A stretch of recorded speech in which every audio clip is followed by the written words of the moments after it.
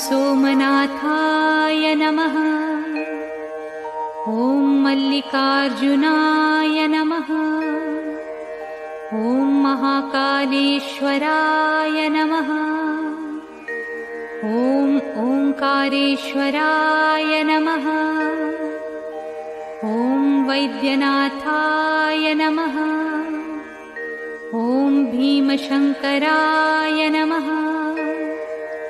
ॐ रामेश्वराय नमः।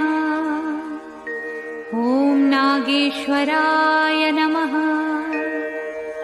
ॐ विश्वेश्वराय नमः। ॐ त्र्यंबकेश्वराय नमः। ॐ केदारेश्वराय नमः।